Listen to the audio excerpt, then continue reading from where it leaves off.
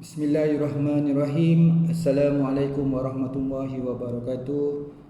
Bertemu lagi dalam kelas mengaji tulis tesis dalam bab literature review. Okey.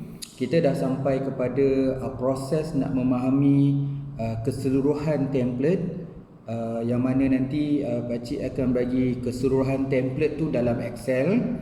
Okey, dekat Excel tu kita akan link daripada permulaan kelas kita daripada 2.2 yang dikatakan sebagai overview tu, daripada overview yang kita extended daripada research background daripada bab 1 sehinggalah kita dapat menulis satu hari satu perenggan. Okey, tapi untuk hari ini kita pergi phase 1 dulu. Kita tak masuk kepada menulis satu hari satu perenggan. Yang tu kita akan tulis minggu satu lagi pula, untuk slot akan datang. Okay, the last class on literature ni saya akan bantu untuk mengajar bagaimana untuk menulis satu perenggan yang baik. Okay, sebelum tu memang slide ni memang saya ada cantumkan sedikit, iaitu cantumkan semula template sebelum ini. Yang mana template sebelum ini saya secara umum saja, malah kita tidak berbincang secara detail penggunaan template itu. Cuma hari ini saya bermula daripada awal. Okey, kalau you masih ingat kelas yang pertama, ada saya menyebut perkataan ini, iaitu dan ayat ini. Saya sebut seorang researcher, okey, postgrad ataupun siapa-siapa pun, bila dia baca sesuatu daripada jurnal, tesis, laporan dan lain-lain dokumen, biasa kita baca, kita cuba memahami, kita cuba mengingati poin-poin penting dalam artikel contohnya. Okay, tapi lama-kelamaan dia akan hilang begitu saja kalau kita tak buat something dengan apa yang kita baca. Okay, memang betul kita baca, cara kita berfikir, cara kita apply. Tapi ada satu masalah paling besar bila kita membaca sesuatu tu, katakan baca artikel. Okay, kita baca, kita highlight, kadang-kadang kita lupa dan kita tak tahu nak mengaitkan antara satu bacaan dengan satu bacaan lain. Okey, dekat sini kita panggil paling mudah, ayat paling mudah database. Okey, semua orang perlu ada satu database. Database ni apa? Kerja dia yang peringkat awal, dia sebenarnya boleh mengumpul maklumat. Okey, jadi Excel pula, literature review juga ada masa saya sebut dia adalah satu proses maklumat. Okey, maklumat macam-macam dalam kita menulis ni. Kita boleh menulis dekat PowerPoint, kita boleh menulis dekat Microsoft Word. Tapi bagi saya kat sini kita kena tulis dekat Excel. Okey, kenapa Excel? Sebenarnya Excel membantu kita untuk buat proses pembuatan keputusan. Sebab dekat Excel tu infinity, you scroll ke kanan, you scroll ke bawah, you tak akan jumpa dia punya penghujung. Jadi kita friendly, kita boleh ubah sesuai. Okey, dia tidak ada limit nak kat mana dia punya maksimum tak ada. Jadi kita boleh explore dan kita boleh edit, friendly jadi dia mesra. Jadi dekat sini saya gunakan Excel, dan hari ini juga saya bagi video dengan PowerPoint sebagai support Excel ni. Okey, kalau you masih ingat yang ayat yang saya sebut itu adalah bila kita baca kita kena rekod. Baca, rekod. Okey. Secara mudahnya orang sebelum ni memanggil dia ada sebagai matrix dalam literature review. Okey, di sini saya nak perjelaskan dulu. Ada orang tanya, oh ni matrix biasa ya, ini bukan SLR. Okey, you kena faham betul-betul apa yang saya nak perjelaskan ni. Pakcik nak perjelaskan ni.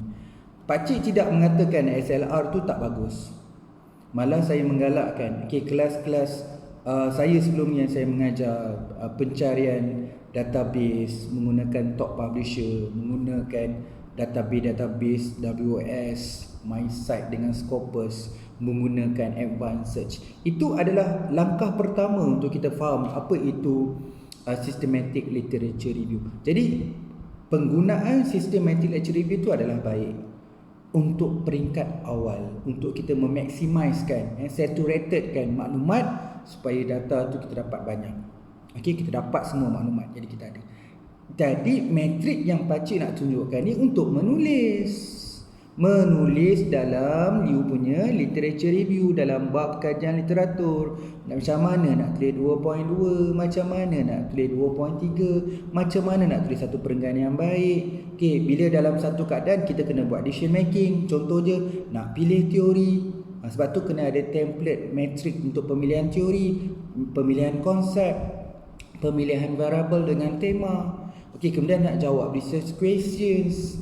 Kemudian nak jawab research question kena ada satu perenggan yang baik. Nak mulakan perenggan yang baik kena kaitkan dengan isu semasa. Ini dah sedia sekali dengan metrik nak buat ayat isu semasa. Kemudian bila kita nak buat ayat yang dipanggilkan kritis, yang ada analisis dengan antithesis, kita kena adalah beberapa sumber dokumen. Sebab tu saya buat metrik untuk jawab research question supaya kita dapat synthesize, kita dapat analisis. Ini tujuan dia. Okey, bagi saya tidak ada orang salah faham. Dia ingat ini metrik biasa, saya nak pakai SLR. Saya kurang faham maksud dia. Yang kat sini saya nak perjelaskan, SLR adalah satu proses dipanggil teknik yang sistematik dalam literature review yang pakcik highly recommend. You all boleh belajar kat YouTube, dan sahabat-sahabat saya ramai jadi tenaga mengajar yang buat mengajar SLR. Cuma pakcik kat sini nak kongsi. Tak kisahlah you nak panggil apa, manual ke apa, panggil lah. Tapi kalau tanya saya, dia adalah sistematik sebab dia daripada satu proses kepada satu proses yang akhirnya dia akan bantu you all untuk menulis satu perenggan yang baik. Okey, jadi dalam nama besar dia template ni sebenarnya template holistik dalam penulisan kajian literatur. Dia adalah pengkalan data, matrik tujuan alignment, matrik tentukan teori, pemboleh ubah dan menjawab research question, dan tulis seperenggan. Okey, cuma tulis seperenggan tu kita hold dulu. Dengan masa yang ada, saya rasa dalam 1 jam ni kita kena selesaikan yang part-part lain dulu. Okey. Nombor 1 tu yang kita panggil pangkalan data tu, dia sebenarnya master list. Okey, macam ni situasi dia. Bila kita baca satu artikel, kita rekod. Okey, baca lagi, rekod, baca, rekod. Jadi dia tak hilang. Okey, mungkin dekat minda kita kadang terlepas terlupa. Okey, memang sifat manusia kadang-kadang terlupa. Tapi bila kita lihat balik kita punya master list, okey, aku ingat dah artikel nak baca apa. Jadi kita tak perlu baca full artikel. Okey, saya nak jadikan dia sistematik. Lepas anda baca satu artikel, lepas anda rekod dalam Excel ni, cuba artikel tu simpan. Jangan letak dalam bag ke, jangan letak ada, simpan. Simpan tempat kita tahulah kita simpan. Jadi sebab benda semua perkara yang penting kita dah rekod dalam Excel. Jadi tak perlu lagi kita nak simpan lagi artikel tu dalam bag kita yang dekat-dekat ke.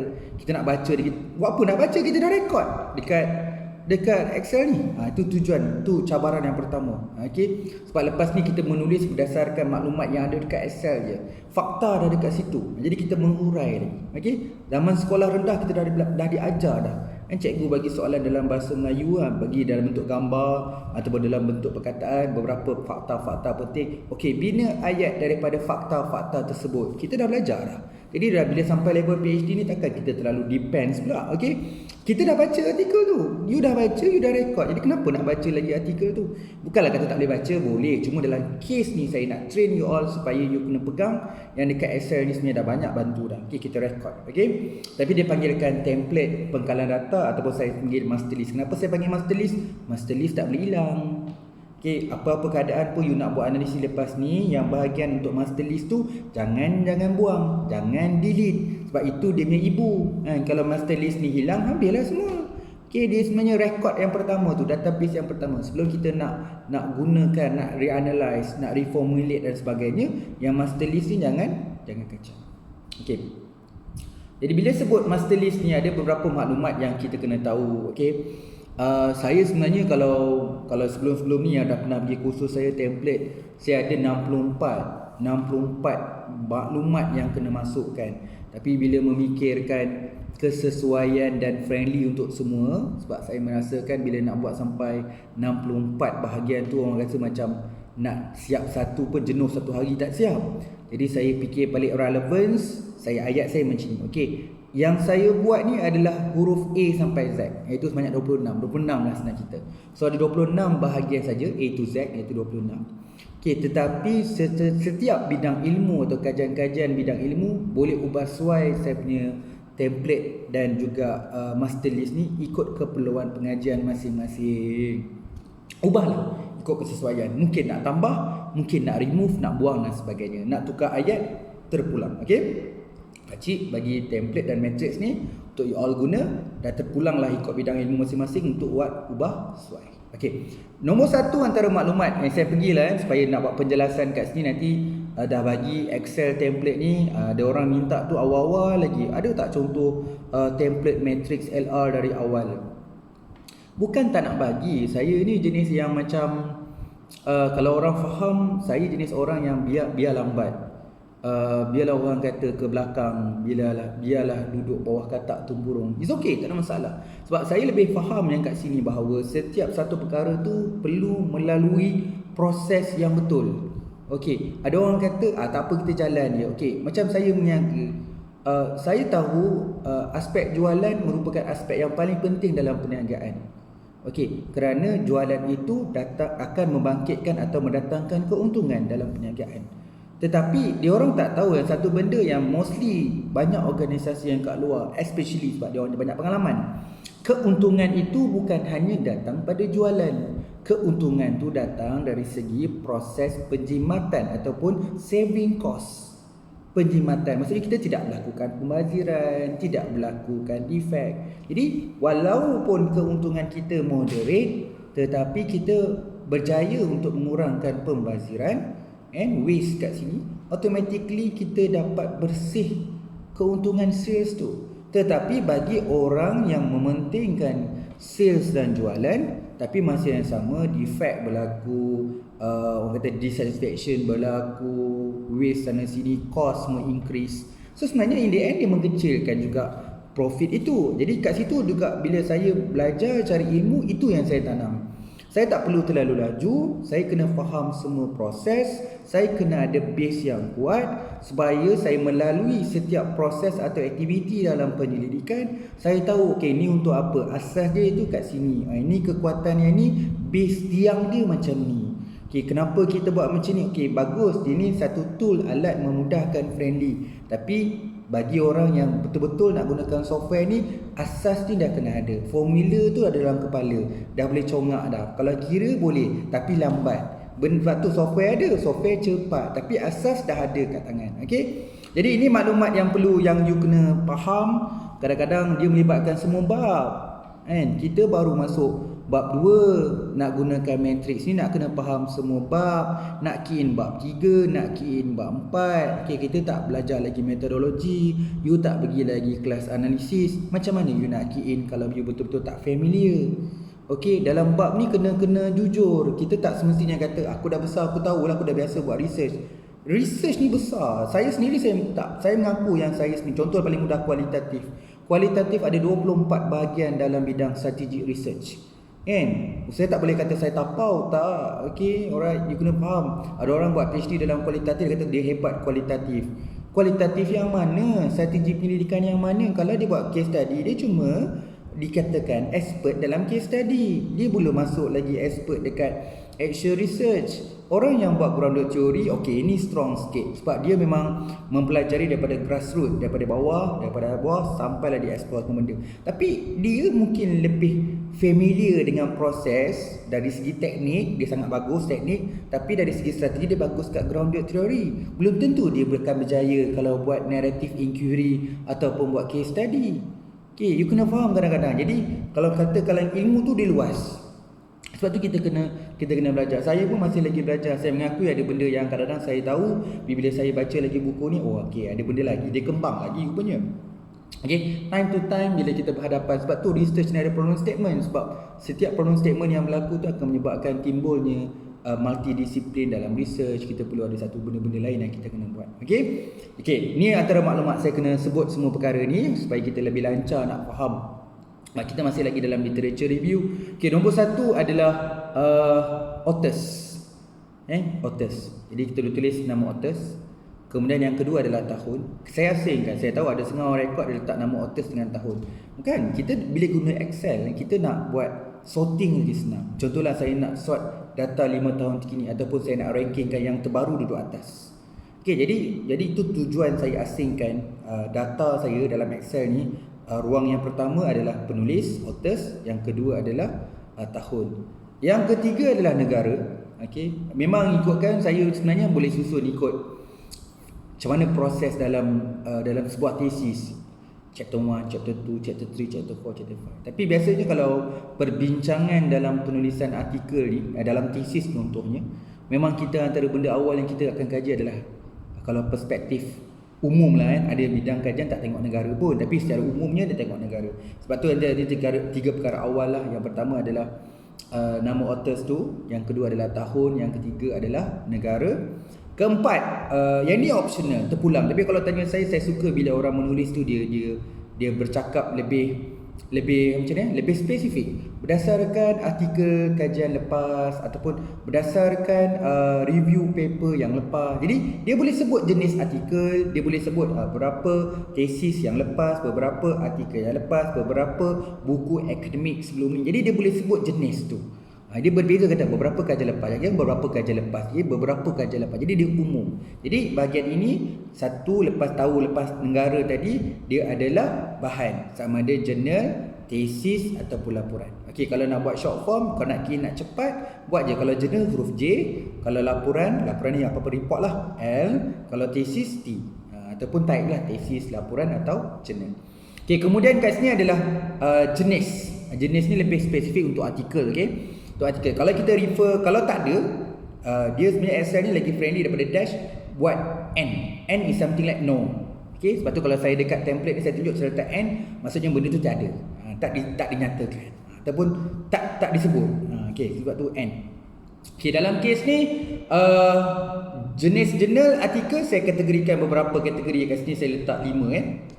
Yang pertama adalah penyelidikan. Apa maksudnya artikel penyelidikan? Di mana artikel itu ada semua, ada intro, LR, method, analisis, discussion, conclusion. Macam sebuah penyelidikan, ada data, ada result dan sebagainya, itu dia panggil artikel penyelidikan.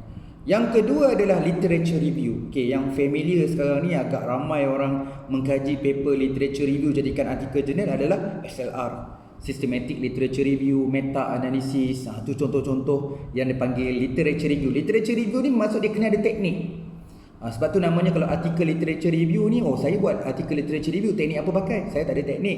Tu nama dia. Kalau tak ada teknik, bukan Literature Review nama dia. Literature Review kalau jenis artikel, dia perlu ada teknik.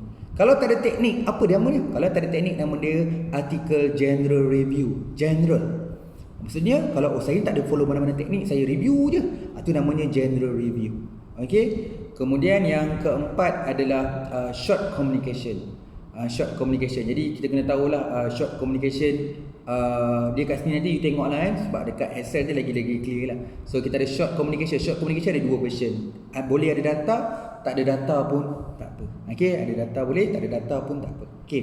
Jadi list lah sama ada you punya artikel ni jenis penyelidikan ke, jenis conceptual ke, jenis general literature review ke, jenis general review ke, ataupun short communication. Okey. Kemudian letak tajuk. Okey, bila kita baca artikel tu, kolom berikutnya adalah tajuk. Okey, kemudian lepas masukkan tajuk, masukkan skop. Okey, masukkan skop. Skop ni terpulang pada definisi masing-masing. Sebab dia ikut bidang. Ada orang memang skop dia memang dia nak spesifik daripada responden. Ada yang skop nak beritahu ni kajian pada manufacturing. Jadi skop ni luas, kesesuaian dalam bidang masing-masing. Kan tanya pula apa pula skop ni. Okey, skop ni lebih spesifik. Kalau kat sini saya tulis sebab kajian saya nak buat ni adalah contoh dia tentang nak tengok pasal faktor-faktor kejayaan pelajar PhD dapat GOT. Jadi saya punya skop sini saya nak supaya kajian-kajian tu lebih khusus. Saya akan tulis ni adalah pelajar PhD. Supaya dia nampak okey ni data-data daripada pelajar PhD. Okey. Kemudian lepas saya dah masukkan tajuk, dah masukkan skop, kemudian saya masukkan objektif. Kat sini saya option sebab kebanyakan dalam artikel kadang-kadang dia gunakan objektif kajian, ada yang gunakan persoalan kajian. Jadi kat sini ada option. Okey, kalau saya kat sini saya buat objektif palang persoalan kajian. Jadi masuklah objektif atau persoalan kajian. Kemudian saya masukkan maklumat teori. Kalau tak ada, tulis N, no. Okey. Kalau ada, sebutlah nama teori. Okey, teori yang saya tulis kat sini adalah benda yang utama. Apa asas utama yang digunakan dalam kajian? Okey, dia guna model. Model itu juga mau maksud pada teori kat sini sebab model kat sini adalah kajian utama dalam kajian. Okey, teori dan yang digunakan dalam kajian tak semestinya depan kena ada teori. Kalau model pun tak apa, dianggap sebagai theoretical teori itulah. Okey. Alright. Model kat sini lebih pada support lah. Okey. Kita dah ada teori dan kemudian model kat sini ataupun kita boleh gantikan dengan konsep. Masuk kat sini konsep adalah model tu sendiri. Okey, jadi model tu support kepada teori. Okey, jadi dalam keadaan tu kadang-kadang kita dah perbincangkan hari tu, jadi betapa pentingnya konsep ni untuk menyokong benda utama tu, iaitu teori contohnya. Okey. Kemudian dalam konsep selain daripada model, kita ada polisi. Okey, dalam template ni pun saya nyatakan polisi, cuma saya gabunglah sini polisi, plan, benchmarking, penanda aras, guideline dan sebagainya. Jadi saya tak kembang. So kalau you all nak kembang, you boleh kembang. Okey, sebab kita dah bincang apa itu teori, apa itu konsep. So konsep banyak lagi. Jadi kita pecah dua. So teori masuk kat sini adalah perkara utama. Okey, konsep sini bermasuk adalah perkara-perkara yang menyokong kepada teori. Jadi boleh model, boleh plan dan sebagainya. Okey. Kemudian maklumat apa lagi? Maklumat reka bentuk penyelidikan. Okey. Reka bentuk penyelidikan ni kalau sebut berkaitan dengan tesis, ramai orang yang kadang-kadang saya pun mungkin dia tak faham apa reka bentuk penyelidikan tu. Reka bentuk penyelidikan ni dia sebenarnya kalau kita nak buat research, ada orang dah sediakan sedikit macam guideline kita kalau nak mulakan buat research. Dia dah beritahu, okay, langkah pertama kau kena buat macam ni, langkah kedua kau kena buat macam ni, langkah ketiga nak buat. So banyak scholar research method dekat luar tu dah mencadangkan outline yang sesuai untuk jadikan sebagai ataupun mendukung research design tu. Banyak scholar je banyak luar. Jadi kita pun kalau kata macam kita tak puas hati dengan research design dia, tapi kita kadang katalah saya buat case study, saya tahu buku tu Robin Inn dia ada buat research design, tapi saya lain sikit. Tak apa, pakai je Robin Inn tu. Jadi kita ubah sesuai, kita panggil adapted from the Robert Inn tu. Okey, jadi itu. Tapi kalau melainkan terlalu baru, you boleh come out dengan new research design. Malah new research design tu kadang-kadang you boleh pergi kalau dekat Malaysia boleh pergi MyPo, you boleh copyrightkan sebagai satu benda yang baru yang sebenarnya you hasilkan. Maksudnya sekarang dalam proses penyelidikan ni, proses nak pergi collect data tu, nak dapatkan data tu melalui proses-proses yang you own design. Maksudnya tak perlu kita nak semua orang nak kena come out dengan new design, tapi kalau ada yang buat new design dia baguslah. Dia biasanya orang yang kena sedikit pioneer dalam bidang lah kalau dia nak buat own research design. Okey, kalau ada nyatakan, kalau tak ada gantikan N. Kemudian strategi kita panggil strategi penyelidikan. Okey, kalau sebut kuantitatif kualitatif tu itu kita panggil lagi dari segi umum dia, tapi kita nak tahu secara spesifik apa strategi pendidikan. Contohnya pakai eksperimen ke, pakai narrative inquiry ke, pakai etnografi ke, actual research ke. Jadi kita kena identify. Itu namanya strategi penyelidikan. Okey, yang ni saya tambah. Sebab saya rasa diri saya, bila saya baca artikel, saya kadang-kadang saya tercari-cari artikel mana hari tu ada questionnaire, saya nak adopt je. Sebab tu dekat Excel ni saya letakkan questionnaire. Saya listkan sama ada dia adopt, adapt atau new. Okey, daripada soal sidik yang berartikel yang saya refer tu, saya nak record. Saya tengok, ada soal sidik lah. Soal sidik saya check, soal sidik dia adapt. Jadi saya tulis soal sidik dia adapt. Kalau tak ada, tulis no je. Kalau kualitatif artikel dia baca tu paper kualitatif, tulis N. Okey. Temu bual. Okey, temu bual. So, temu bual macam mana? Ada ke tak ada? Structured ke, semi structured ke, unstructured ataupun not structured.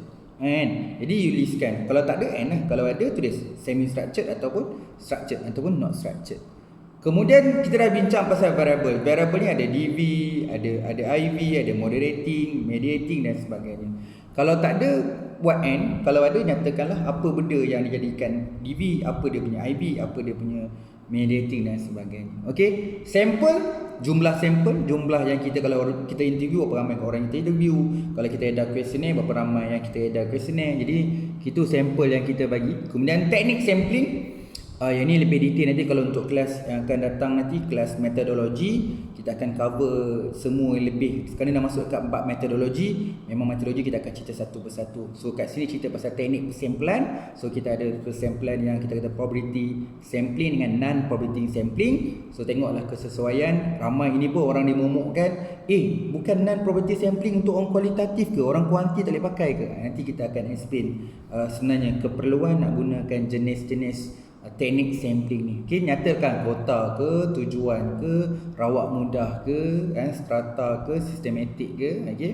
Kemudian last sekali adalah unit analysis. Okey, unit analysis ni dia sebenarnya kalau bahasa mudah dia responden. Saya dulu nak faham unit analysis ni apa? Oh, ni adalah responden. Tapi secara umumnya unit analysis ada dua, iaitu individual ataupun organization ataupun group. Okey, satu kalau maksudnya kalau individu, okey, dia jadi pekerja, pelajar, guru, pengetua, macam tu lah. Okey, tapi kalau kata organisasi, contohnya dalam satu company tu, okey, dia ada satu set kuesioner tu, ada dua cara. Cara yang pertama, seorang dia yang jawab kuesioner tu, mewakili satu organisasi. Kadang-kadang dalam satu set kuesioner tu ada soalan bahagian department, jadi orang department kena jawab bahagian A. Orang finance kena jawab bahagian A. Bahagian B, bahagian HR, jadi orang HR, wakil HR akan jawab. Jadi maksudnya satu set je kuesioner, tapi dalam tu dijawab oleh orang-orang yang lebih layak untuk jawab. Tapi on behalf kepada satu organisation. Itu boleh jadi dua analisis lah, sama unit analisis individual atau unit analisis tu organisation.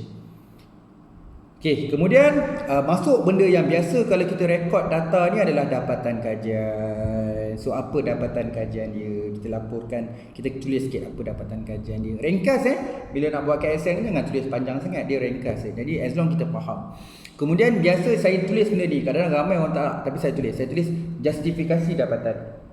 Biasa kalau researcher dapat dapatan research, dia bagi sedikit macam sebab kenapa dia dapat dapatan macam ni. Itu saya panggil dia sebagai justifikasi dapatan. Kalau dia tak ada, dia sebut je dapatan, dia diam, buat end. No, kalau ada, tulis. Sebab dia penting untuk kita. Sebab kita pun akan dapat research dan kita pun akan dapat dapatan. So kita pun kena bagi justifikasi setiap dapatan kajian yang kita dapat nanti. Okay, kemudian cadangan. Okay, ini bahagian kesimpulan dalam sebuah artikel atau tesis. Biasanya bahagian belakang dia cadangkan kajian kita. Okay, tengoklah cadangan itu mungkin kepada akademik, what's next research kena buat. Okay, mungkin pada industri, kerajaan, so cadangan. So tulis cadangan-cadangan dia. Okay, kemudian implikasi ataupun impact. Okay, biasa impact ni impact kepada akademik, akademik betul, researcher akan datang ataupun kita boleh mencadangkan sesuatu yang penyelidik akan datang ataupun pelajar akan datang boleh buat. Impact yang kedua adalah pada kerajaan, so tambah baik sikit polisi ke apa, kita boleh bantu assist mana-mana guideline yang ada dalam kerajaan. Yang ketiga adalah industrial sendiri, so apa benda yang kita boleh bantu dekat industri dari segi pembangunan dia, research R&D base dia. Okay, kemudian yang terakhir adalah masyarakat ataupun komuniti. Jadi ada tak sumbangan tu? Kalau ada, nyatakan apa sumbangan dia bagi. Kalau tak ada, tak end lah. Kalau ada akademik, tulis akademik. Kalau ada empat, tulis akademik, government, industri dan komuniti. Okay, remark saya tambah. Itu sebenarnya remark yang ke-27. Sebab tu saya tak masukkan. So remark ni anything benda. You nak take notes lah. Oh, artikel ni ada something ke, artikel ni ditulis oleh siapa, artikel ni pernah award ke, terpulang lah. Tu remark tu benda-benda lain lah, ataupun you nak tambah. Okay, so lengkap 26 elemen yang you perlu rekodkan benda ni. Okay, pengalaman saya untuk pertama kali nak rekod, mungkin sebab you baru lagi, kita pun tak menguasai sebuah komponen dalam penyelidikan, memang ambil masa. Okay, ambil masa, kadang-kadang tak tahu. Okay, tak apa, buat pelan-pelan satu-satu. Tak tahu nanti kita tanya. Okay, saya cuma nak bila baca satu artikel, lepas habis baca, rekod. Jangan tangguh, jangan terkata esok-esok lah, jangan. Penutup dia lepas habis baca, terus. Kalau tanya saya kan, sebenarnya tak perlu highlight. Kalau tak perlu highlight. Tapi kalau suka sangat highlighter, tak apa, teruskan je lah. Tapi bagi saya sebenarnya kalau kata nak cepat, lepas baca, rekod. Jadikan yang kita rekod ni ada satu database, jadikan master list untuk kita buat satu proses brainstorming, the way kita nak come out. Ni fakta. Lepas ni kan, you ada dua benda tau. Sebagai seorang researcher ni, kena ada dua maklumat yang sangat penting yang kena ada. Yang pertama, kena ada fakta. Tanpa fakta, kita tak boleh nak menulis. Yang kedua adalah nak buat ayat atau nak buat ayat huraian. So kita kena ada buku macam academic flashbank, kita kena ada buku academic writing. So itu benda dia. Jadi atas meja tu sekarang tu, buka notebook, ada matrix, ada you punya master list, kemudian you ada contoh buku-buku yang dipanggilkan academic flashbank, dan you ada a few thesis yang very good ayat dia. Jadi kat sini, ini panduan yang you ada. Okay, bukan kita buka pack 2-3 pack ni semua journal ni buku ni. Banyak ni. Okay, in the end tu yang tak tahu. You rajin. Kalau ada award untuk PhD rajin, mostly PhD Malaysia semua dapat. Sebab consider banyak baca jurnal, rajin, spend hari-hari buat kerja, betul. Tapi you tak smart. Bukan tak smart lah, semua orang smart. Tapi in term of kita ada limitation, time limitation. Kadang-kadang kita dah buat apa yang kita dah patut buat. Patutnya kita tak fully utilize apa yang kita dah buat. Jadi dengan menggunakan template ni dia membantu kita, dan apa kita dah buat dah. Bukan something benda yang baru, tak. Dia sebagai perantara untuk kita menulis. Ni perantara dalam kita punya chapter tu dalam thesis. Jadi Excel ni perantara. Dengan ada ni dia boleh buat macam kita tak hilang point, dan kita tahu macam mana nak buat sintesis, macam mana nak buat analisis, gabungkan beberapa fakta, kembangkan cara nak menulis. So itu kelebihan yang ada dalam Excel ni. Okay? Jadi gunakanlah 26 maklumat tu key in. Jadi you boleh ubah sesuai. Banyak contohnya, saya tak pergi detail tadi sebenarnya. Kalau saya nak pergi detail, nanti orang kata detail sangat. Tapi sebenarnya memang kena detail. Contoh dia kat sini tadi kan, saya semua sebut questionnaire, itu survey dengan interview. You tak masukkan senarai semak. Kalau ada research buat observation, pemerhatian, so dia boleh letak senarai semak. Kalau kata dia pakai document review, dia boleh listkan nama dokumen tu. Jadi banyak lagi sebenarnya Excel list ni boleh kembang. Yang saya punya yang 64 tu kalau saya bagi terkejut pula. Tak apa, nanti kalau ada rezeki saya bagi yang list yang 64 tu. Jadi ambil yang 64 tu, ambil semua, nanti you delete lah yang mana yang tak bersesuaian. Tapi yang tu kena explain. Memang kena explain. Yang 64 tu lagi kena explain. Kadang-kadang bagi saja dekat orang, tapi orang tak tahu nak guna, sayang juga. Okay, alright. Okay, yang kedua adalah template menulis. So kita flashback balik. Kita cover kelas yang kedua tak silap saya. Macam mana kita nak buat literature review. Okay, template menulis 2.2 adalah extended daripada research background. Sebab research background hanya menulis isu yang relevan, dan kita tahu bab 1 hanyalah pengenalan. So ramai lagi orang nak tahu tentang background, tentang kajian kita. Sebab tu kita kena sambung dekat bab 2. Okay, saya sediakan template untuk menulis 2.2 itu, ataupun dia panggilkan macam kita boleh letakkan sebagai overview, revolution, evolution, transformation. So kan saya letak sini adalah contohnya saya letak kat sini yang itu evolusi sistem pendidikan Malaysia ke arah pendidik abad 21. Okey, tapi saya ada bagi contoh berdasarkan tajuk yang kita buat ni. Saya ada bagi contoh. Kita punya topik untuk dalam Excel ni saya saja bagi kita continuous. Kalau masih kat bab 1 tu you masih ingat, kita buat alignment, research background, problem statement, objective, research question dan hypothesis. Saya bagi contoh yang bagaimana seorang pelajar tu dia berjaya GOT. Itu juga saya pakai tajuk kat sini lah. Jadi saya masukkan lah jadi maklumat-maklumat yang saya ada. Contoh saya baca So saya dapat satu maklumat daripada dia. Kolom pertama numbers lah, sebab kita nak count ada berapa banyak kita ada. Nombor 2 adalah fakta atau huraian penting menjelaskan lebih lanjut tentang latar belakang kajian tu, ataupun kita letak nama lain pun tak apa. Okay, penulis, sumber, dokumen dengan rujukan. Ini maklumat yang kita kena ada. Jadi saya letak nombor 1, pembelajaran PhD harus sistematik dalam mencapai kesejahteraan dan manfaat bersama antara akademia dan masyarakat. Okay, saya dapat kat mana tu? Saya dapat daripada laporan tahunan UNESCO. Jadi saya masuk kat sini bahagian ni. Okay, sambil-sambil baca tu jumpa perkara isu-isu semasa, yang general knowledge, yang dia akan bantu dari segi penulisan. Bila nak tulis satu berenggan, takkan nak tulis according to Ahmad. Dia bila baca dia ketat. Oh, kerasnya kau punya penulisan literature review. Sebab tu maklumat-maklumat pengetahuan awam, pengetahuan umum, ataupun based pada current situation yang bersesuaian, yang relevan. So kita kena ada. Point nombor 2 saya baca pula dekat annual report. Kali ni saya baca dekat Oxford University annual report. Sebab dia sebut PhD yang berjaya dalam GOT perlu pelajar PhD yang berjaya dalam GOT perlu didapatkan rahsia faktor kejayaannya secara tersurat dan tersirat. Okey, di sini dah beritahu lah cara nak berjaya seorang pelajar ni, cuba berkenalan atau dapatkan rahsia daripada pelajar yang berjaya. Okey, kemudian KPT, laporan tahunan KPT pun ada menyebut sistem bersepadu pendidikan UPSR, PT3, SPM, STPM dah dibangunkan. Sistem dah ada dibangunkan. Bagaimana pula dengan pengajian siswazah dan PhD? Okey, kalau UPSR, PT3, SPM dia dah ada sistem bersepadu. Bagaimana sekarang ni cikgu-cikgu, pelajar dan parent boleh gunakan sistem bersepadu tu untuk kejayaan pelajar tu dalam peperiksaan contohnya. Tapi macam mana pula postgrad? Apa sistem yang ada? Memang kita tahu orang kata PhD tu independen. Memang independen sungguh lah. So tak ada support sistem yang ada. Itu persoalan KPT keluarkan supaya universiti-universiti yang involved dalam postgrad ni cuba create satu sistem supaya untuk memudahkan urusan untuk pembelajaran peringkat pasca ni, peringkat postgrad ni. Okey. Okay, kemudian kita ada LR, template untuk menulis isu semasa. Okay, saya letakkan berapa isu semasa. Contoh kat sini isu semasa saya kata berdasarkan blueprint terkini KPM telah menetapkan 60,000 pelajar pada tahun 2020. Okey, tadi ingat beza. Yang tadi tu saya masukkan maklumat untuk berkaitan 2.2. Yang ni dia mungkin tak sesuai dengan 2.2, tapi dia lebih kepada ini isu semasa. Jadi saya letak lagi satu isu semasa. Okey. Tujuan dia isu semasa ni untuk tulis bahagian selain daripada 2.2. Yang tadi tu khusus untuk 2.2 dalam literature. Yang ni kita boleh letak ke mana-mana perenggan yang sesuai, jadikan mulakan ayat. Kita sekarang nak menulis satu perenggan. Jadi penulis satu perenggan tu kena ada permulaan ayat. Okey, kemudian Persatuan Siswazah Dunia mengatakan bahawa peranan supervisor merupakan faktor utama dalam menentu kejayaan pelajar tu berdapat bergraduat GOT.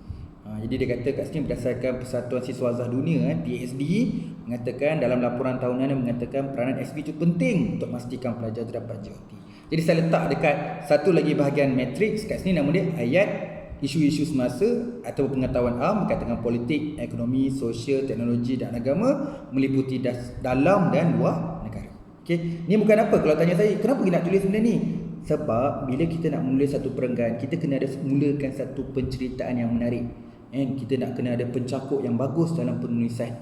Jadi sebab tu kita kena ada berkaitan dengan isu semasa dengan pengetahuan am ni. Tapi dia relevan, dia related dengan cerita dengan perenggan tu. Janganlah meletakkan sesuatu yang tak berkait dengan perenggan tu. Terpulanglah macam kat Malaysia sikit dengan keadaan ekonomi. Sebab cakap isu ekonomi, isu bajet, isu politik sekarang ni. Benda-benda tu boleh masuk dalam perenggan kita. At least orang get something. Maksudnya you pandai apply. Walaupun you cerita pasal benda ni tapi you kait dengan apa yang berlaku dalam semasa sekarang ni.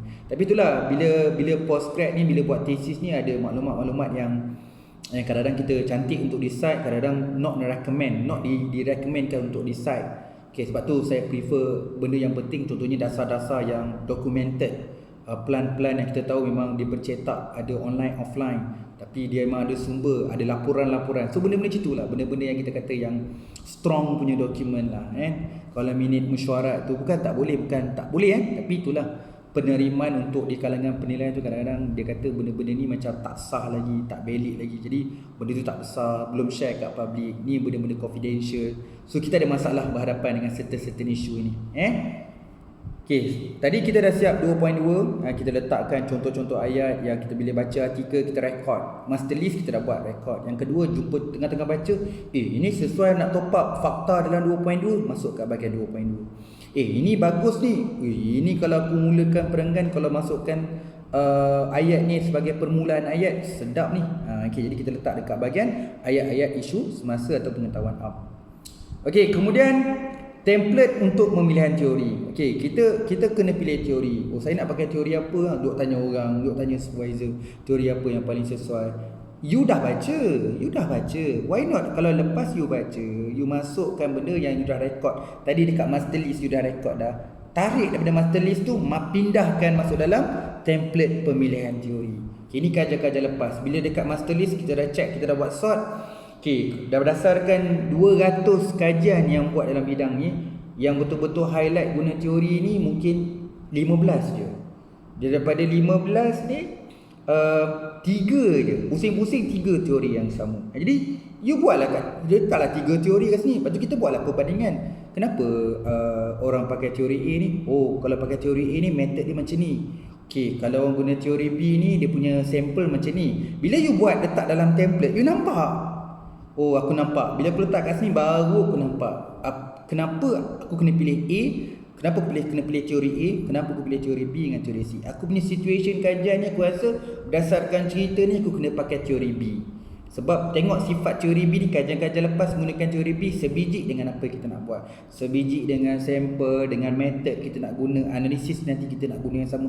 Yang paling best problem statement pun hampir sama. Okey, itu tujuan dia. The way kita record maklumat, kita buat proses decision making, kita brainstorm, kita buat analisis, kelebihan, apa persamaan, apa perbezaan, apa justifikasi, malah boleh jadi jurang dan justifikasi. Okey, kalau you tengok dalam metrik pemilihan teori kajian ni, saya letak jurang dan justifikasi. Pernah saya sebut berkali-kali di awal-awal itu, saya cakap kalau betul nak dapatkan betul-betul research gap, nak dapatkan jurang kelompongan dalam kajian, anda kena buat bab 2. Bila bab 2 dah selesai, bila anda dah habis baca, bila dah lepas analysis dan synthesize tu, anda akan dapat anda punya research gap. Okey? Ini salah satu dia. Okey? Dekat bila buat perbandingan, persamaan dan perbezaan dalam teori-teori kajian yang lepas, kita boleh tengok apa teori yang banyak orang guna, apa teori yang kurang orang guna, dan mungkin perlu ada integrated, mungkin gabungan lebih, maksudnya penggunaan lebih pada satu teori. Okey, kemudian ada template pemilihan konsep kajian. Ingin saya ulang berkali-kali, konsep dimaksud kat sini adalah menyokong kepada teori asas tadi. Okey, jadi template tu sama je. Template untuk pemilihan teori dengan template pemilihan konsep, beza dia dia punya title is teori, title ni adalah pemilihan konsep. Sama je maklumat seperti mana saya sebut dalam teori tadi. Tentukanlah berapa konsep-konsep yang ada. Kalau banyak, pecah-pecahlah, mungkin model satu, matrik pemilihan konsep, bracket model. Okey, kat lagi matrik pemilihan polisi. Jadi matrik pemilihan patut-patutlah elemen-elemen lain lah. Jadi boleh tulis kat sinilah pecahan-pecahan konsep tu kalau banyak. Kalau tak banyak, kita boleh buat satu je, gabungkan semua kat sini. Okey. Kemudian template metrik dalam literature review record. Ini pun saya dah sebut hari tu kan. Kadang-kadang ada dua jenis template matrix. Satu, kita record, ada part yang kita tick, ada part yang kita kena key in. Jadi yang ni saya tunjukkan lagi sekali supaya you all tak lupa yang kita pun ada matrix ni dalam Excel ni. Maksudnya yang ni kita boleh kan dah tengok dalam perbincangan grup WhatsApp. Kalau saya buat summary analysis ni boleh masuk dalam bab 2 tak? Ini contoh dia yang kita boleh masuk dalam bab 2. Sama ada nak gunakan template pemilihan berdasarkan nak record, matrix LR untuk kita record ataupun matrix LR untuk kita tick. Tick tu maksudnya kita dah key in dah semua maklumat tu, nama teori, nama pemulih ubah, kajian di mana, just semua kita tick je. Maksudnya ada. Kalau tak ada tu tak payahlah, sama ada nak pakai right dengan pangkah ataupun just nak buat star ke terpulang. Tu approach masing-masing lah. So kita boleh tick berdasarkan pemulih ubah, teori, metodologi ataupun jenis artikel. Okey. Sekarang ni kita ada template untuk pemilihan pemulih ubah. Sama juga pemilihan pemulih ubah kita dah cover itu. Saya tunjukkan lagi sekali. Template tu kalau contohnya banyaknya kajian berdasarkan kita buat survey dalam 10 tahun, banyaknya lah sampai 60 pemulih ubah. Kita kecil kan, 5 tahun je. So 5 tahun banyak lagi daripada 15. So 15 ni tak mampu kita nak cover dalam kajian. Research dia perlu ada limitation. Jadi kita buat sedikit, kita letak dia punya maklumat, kita key in semua authors tu berdasarkan faktor apa ni kaji. Mungkin kita ambil kesesuaian, mungkin biasa dua lah. Kesesuaian dia adalah mungkin dari segi factors paling banyak digunakan, yang kedua yang paling terbaru. Tapi sebenarnya itu tak tepat. Kalau tanya saya, still go to the basic. Apa saja pemilihan variable ke, dari segi bilangan dia banyak ke terbaru ke, walaupun itu yang terbaik, namun adakah dia membantu, dia selari dengan teori kajian, dia selari dengan support, yang mana kita akan keluarkan conceptual framework lagi. Adakah dia ni selari bagi kita nak jawab kita punya research question nanti. Itu tetap sentiasa dalam ingatan kita bahawa setiap keputusan pilih teori ke, pilih konsep ke, pilih pemulih ubah ke, semua ni adalah satu komponen atau elemen yang boleh membantu kita bagi menjawab setiap research question. Okey. Kemudian template untuk menjawab persoalan kajian RQ. Ini yang dalam slide ni saya dah jelaskan sebelum ni, memang detail beritahu apa maklumat yang kita boleh letak. Lagi banyak komponen-komponen you letak, lagi banyaklah yang you boleh menulis perenggan tu. Maksudnya berperenggan-perenggan dah boleh tulis. Kalau saya bagi contoh ni, kita rekodkan tujuan, negara, teori, model, reka bentuk, strategi pendidikan, sampel, dapatan, cadangan. You boleh masukkan benda lain, contohnya analisis ataupun yang lain-lain yang bersesuaian. Okay, lagi banyak benda ni lagi. Banyak ke? Memang banyak lah, kan ada kat master list. Master list dia ada 26 perkara. Okey, kalau nak letak 26 tu tulis 26 kat sini. Maksud dia kat sini, lagi banyak you rekodkan 26 tu, maksudnya lagi banyaklah perenggan yang you boleh tulis. Kata tak tahu nak tulis kat perenggan literature, nak tulis apa kat literature review. Kat sinilah tujuan dia. Bila dah masukkan semua fakta, you boleh blend fakta ni, nanti you dapat satu pembinaan ayat yang menarik. Okey. Okey, nanti you tengoklah saya memang gunakan, kalau dalam ni contoh saya bagi memang 5 nama ni lah. Saya pakai Aifa, Bibiana, Cepaka, Dian dan Dina dan Elisha et al. Jadi bukan apa nak konsisten nama dia orang ni, sebenarnya nama dia orang tu ABCDE. Okey, just nak tunjuk contoh-contoh dalam yang bila kita buat pembelajaran topik AGOT. Okey. Yang ni cram sikit lah. Yang ni yang saya tunjuk dengan you all dekat grup WhatsApp semalam tu, yang sampai sampai subuh baru siap benda tu. Okey. Saya letak nama metrik dia adalah metrik menjawab persoalan kajian. So dalam metrik persoalan kajian tu, yang pertama kita kena letak RQ, apa RQ kita. RQ kat sini saya tulis apakah faktor-faktor pembelajaran PhD dalam mencapai GOT. Okey, saya tulis kat situ lah. RQ1, apakah faktor-faktor pembelajaran PhD mencapai GOT. Memang niat di hati nak buat banyak-banyak ni, nak buat RQ2, RQ3, RQ4, RQ5. Tapi dalam kini saya tunjuk RQ1 dulu. So saya key in semua maklumat. Okey, sebenarnya you tak perlu key in pun. Sebenarnya pindah daripada master list, pindah kat sini. Sebab AIFA ni you dah key in dekat master list tadi, dekat database tadi, main database pengkalan data tu. Cuma you pindahkan kat sini sebab mungkin kita tak pakai 26 tadi, kita pakai kat sini contoh dia 1 2 3 4 5 6 7 8. Saya ambil 8 perkara je. Tujuan negara, teori, reka bentuk, strategi pendidikan, sampel, dapatan, cadangan. Jadi buka dekat master list, pergi type AIFA, okey AIFA masukkan, pindah.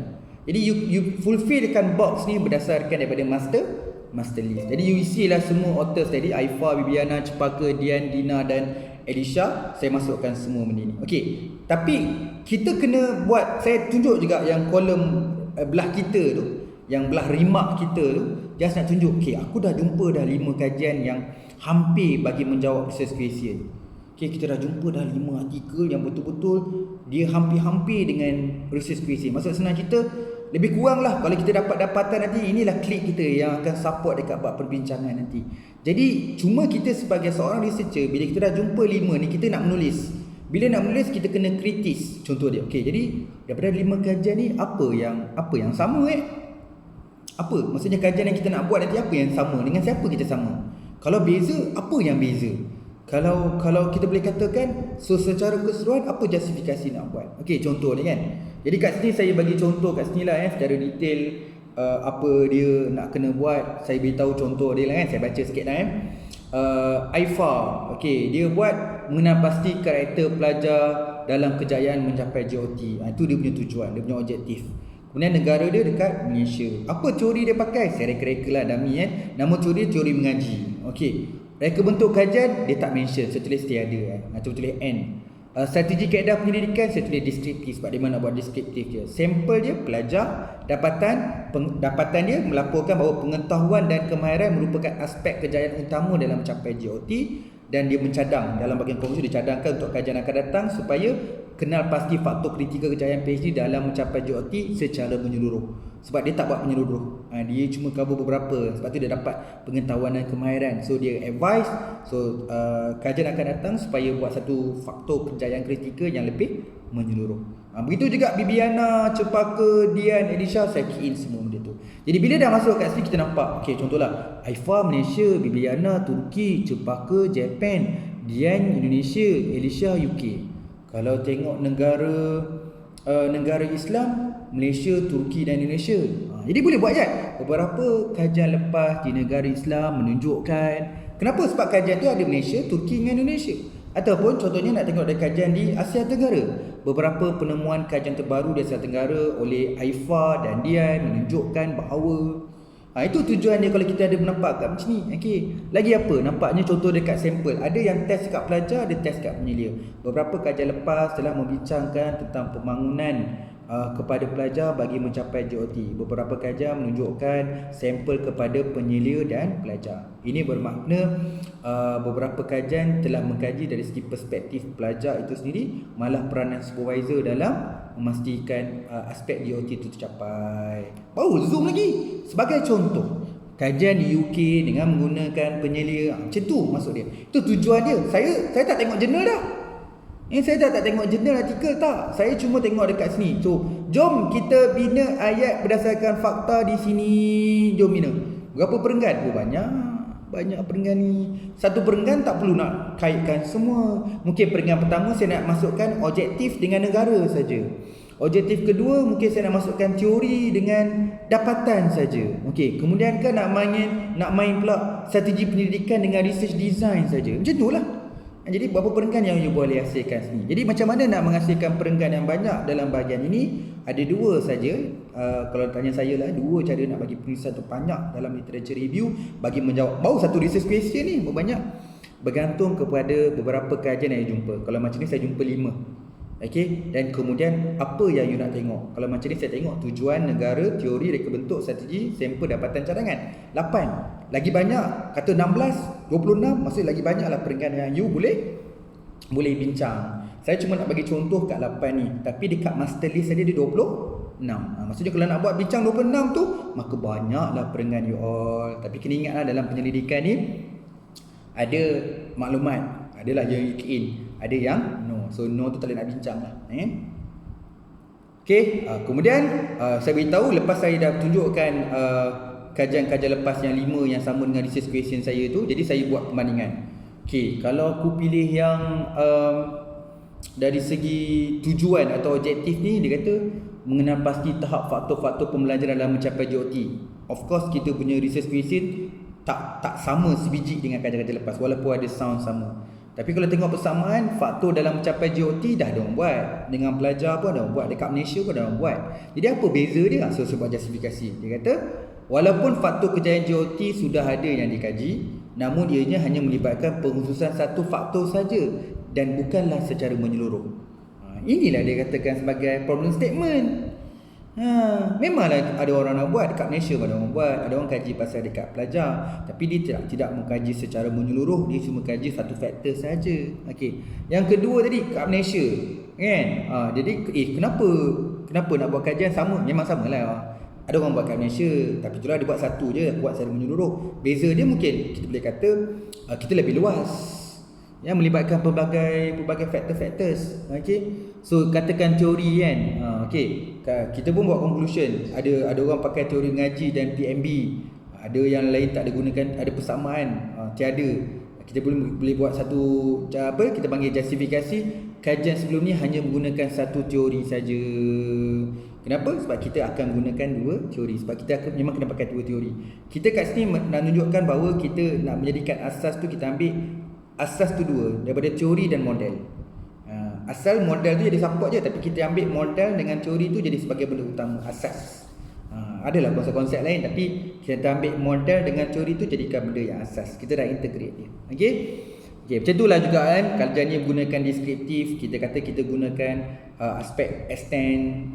Contoh tengok kajian lepas, tak ada siapa pakai mediating, moderating. You nak pakai nak tengok direct effect, indirect effect. Tu kita buat justifikasi. Ini tujuan dia. Bila kita buat perbandingan macam ni, kita akan nampak apa yang kita nak tunjulkan, kelebihan yang kita ada dalam kajian ni, supaya boleh supaya kita boleh buat perbandingan apa kita punya contribution kajian kita nanti. Nanti nak buat kepentingan kajian, so kat sini pun boleh nampak. So apa beza kita dengan kajian-kajian yang lepas. So kat sini kita buat perbandingan lah. Okay, tu maksud dia. Kita cari artikel bagi menjawab research question. Kita masukkan semua maklumat itu. Kalau macam saya letak 8 bahagian, 8 maklumat.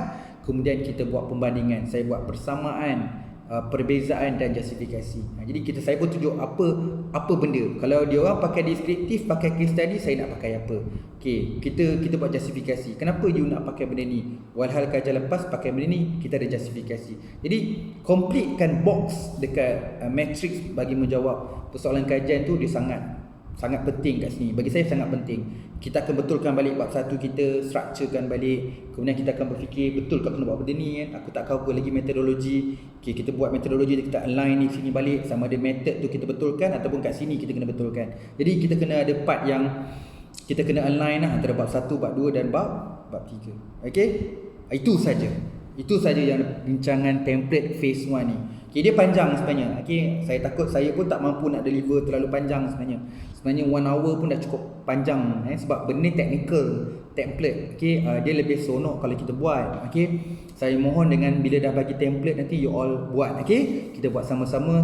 Sebelum 2 hari lagi kita akan buat yang penulis 1 hari 1 perenggan. Okay, saya buat conclusion dekat sikit. Saya kena buat conclusion. Mungkin tadi saya baca agak laju macam ni. Masa saya buat doctorate, okay, idea ni dah terlintas dalam kepala tu dah lama. Sebab kita baca, saya memang kerja kat Pro 2 dulu memang saya guna Excel. Okay, jadi kita buat apa-apa kita record kat Excel. Tapi masa itu minda saya tak berhubung dengan baik. Di mana saya key in, tapi dia jadi macam satu database je yang macam saya buat awal tu. Jadi macam master list saja. Tapi saya tak tahu nak gunakan master list ni bagi nak buat pemilihan teori. Saya tak tahu nak guna master list ni nak buat pemilihan konsep. Saya tak tahu nak buat pemilihan variable. Okey, saya tak pernah terfikir pun nak buat metrik untuk menjawab research question. Okey, berdasarkan sebab nature saya duduk dekat line akademik. Student PhD saya sangat ramai dan every weekend saya ada kelas untuk postgrad. Jadi situation, isu-isu di kalangan postgrad tu sebenarnya saya berfikir panjang. Sebenarnya apa kaedah yang paling mudah untuk you all untuk kita dapat kematangan tu. Saya kena sebut perkataan kematangan sebab saya nak you all faham. Okay, kita menulis dekat literature review ni untuk apa? What purpose? Selain daripada kita menulis, kita melaporkan untuk tujuan apa? Sebenarnya kalau dunia realiti, saya duduk pula saya sebagai R&D punya center, kita buat literature review ni sebenarnya nak cari satu maklumat supaya kita dapat betul-betul bila kita buat research activity nanti bab 3 kita akan collect data dan sebagainya. Itu adalah approach atau kaedah yang paling tepat di mana kita dah tengok situasi dan persekitaran sebelum ini. Okey, jadi bila literature review saya terlalu ataupun kita kata komprehensif, menyeluruh, kritis, kita menemukan sesuatu yang mana yang kita kata apa yang kita tulis dalam bab 1 tu sebenarnya ada kelonggaran dia. Okey, sebenar-benarnya kita punya kelompongan benda ni. Okey, dan kita ternyata pun kita pun tak plan, tapi bila kita dah susun kita nampak memang by hook by crook kalau nak jawab kita punya problem statement ni kita kena pakai mixed method. Dan isu mixed method tu kajian sebelum ni memang tak pakai lagi mixed method. Tak ada siapa pun buat mixed method. Itu menjadikan kelompongan dalam metodologi. Kelompongan metodologi yang mana tiada kajian sebelum ni gunakan mixed method perlu dinyatakan, dilaporkan dalam problem statement. Sebab you memang nak akan buat mixed method tu. Jadi dalam problem statement kena sebut yang beritahu kajian sebelum ni hanya melihat kepada satu kaedah saja. Jadi kita dapat tahu kalau konsep orang pakai mixed method ni satu kelebihan dia ada saling lengkap dan melengkapi. Okey, kita tidak membincangkan dapatan siapa yang lagi bagus, tidak. Tapi bila kita gunakan dua kaedah, kita akan dapat satu benda yang kita sebagai researcher kita akan faham lah. Tapi dari segi output sendiri tu kita dapat dua perspektif lah, perspektif A, perspektif B, kuanti dan kuali. Jadi gunakanlah Excel ni sebagai satu proses. Saya tak tahu nak panggil apa, you all terpulang lah. Saya panggil dia master list sebab database, dan saya panggil dia sebagai one tool. Orang kata lah Excel je pun, ketepikan Excel ke software ke, tu doesn't matter bagi saya. Tapi dia menjadi satu alat untuk proses pembuatan keputusan. Kita level PhD ni memang kena banyak main dengan minda. Kita kena apply. So kita kena ada justifikasi. Okay, nampak macam betul-betul kena fit. Memanglah kena fit sebab everything decision ni kena buat kena ada justifikasi. Okay, itu tujuan yang saya buatkan template ni. Okay, nombor satu, kelebihan yang pertama, lepas ni mungkin lebih sistematik, di mana lepas pembacaan kita rekod. Kedua, bila nak buat keputusan kita akan buat perbandingan yang bersistematik. Yang ketiga, kita kena fikirkan cara menulis. Kita kena cara berkembang cara menulis. Sebab tu kan kita kena ada fakta dan kita kena ada ayat. Bila sebut penulisan ayat ni, dia kena ada satu penceritaan. Orang kualitatif saya tahu yang ni dia kena develop, dia kena set up diri dia dalam menulis. Di mana dia panggil penceritaan, naratif yang bagus. Jadi dia bagi saya sendiri yang baca, saya pun boring juga. Saya perenggan ni start according, padahal kita tahu perenggan tu ada tema dia. Perenggan tu ada tema dia. Jadi why not perenggan tema ni? Kalau contohnya perenggan ni tema ni nak katakan kenapa GOT? Kenapa kerajaan nak sangat GOT ni? So perenggan tu purpose nak beritahu kenapa GOT tu penting dari segi perspektif kerajaan. Saya takkan nak kata according to Ahmad berdasarkan, takkan saya nak mulakan perenggan saya macam tu. Dia dalam something yang macam menarik. Jadi saya tengok dekat laporan tahunan KPM kata dia mensasarkan 60,000 orang yang dapat PhD pada tahun 2020. Jadi itulah permulaan ayat saya dalam perenggan itu. Lepas cakap 60,000 tu daripada laporan KPM 2018, cakap kan beberapa kajian terbaru telah membantu menyokong hasrat kerajaan ini tengah menjalankan kajian. Boleh kita masukkan kajian-kajian pula. Jadi bila orang yang baca, dia dapat dua pengetahuan. Pertama, patutlah dia dapat GOT. Government memang setkan KPI kita kena ada 60,000. Okey, justru tu nampak macam trend sekarang ni banyak kajian-kajian yang buat tajuk macam ni. Rupanya dia dah ada dalam dasar dan polisi dalam laporan tu. Okey, jadi orang boleh absorb, orang boleh faham. Jadi bila yang saya ni selaku orang penilai kata sebuah exam dapat new knowledge. Okey, kita akan extend benda ni. Okay, untuk 2 hari lagi saya akan extendkan apa yang dalam slide hari ini, especially di bahagian ujung di mana saya akan tunjuk macam mana nak menulis satu perenggan yang baik. Okay, dia ada satu template. Saya rasa benda ni saya tahu dekat Malaysia pun dah mostly yang pergi kelas saya dia tak akan guna template ni. So dia akan gunakan, maksudnya satu hari satu perenggan je. Walaupun dengan keadaan kita ni yang serba kekurangan dengan situasi wabak COVID-19 ni, bulan puasa, nak mengurus kat rumah dan sebagainya. Okay, bagi saya sebenarnya you kena usaha menulis satu hari satu perenggan. Okay, dia bukan isu nak menulis satu hari satu perenggan. Saya faham isu dia sikit, isu dekat sini bagaimana. Jadi esok lusa nanti saya akan terangkan, pakcik akan terangkan bagaimana nak menulis, macam mana nak setting time, macam mana nak menulis line by line dan sebagainya. Tapi kita dah cover ini kita punya dia punya asas dia. Kita punya fundamental kita kat sini. Okey, semua orang kena faham tentang template ni baru kita boleh tulis satu hari satu perenggan, sebab tulis satu hari satu perenggan tu datang daripada template ni, bukan datang tempat lain. Okey, terima kasih banyak-banyak. Minta maaf mungkin penyampaian saya sangkut-sangkut hari ni Okey, minta maaf ada salah sebutan ataupun penyampaian saya kurang jelas, ada kesilapan saya di sini, saya mohon maaf. So kita teruskan perbincangan grup WhatsApp. Okey, terima kasih lagi sekali. Assalamualaikum dan selamat malam.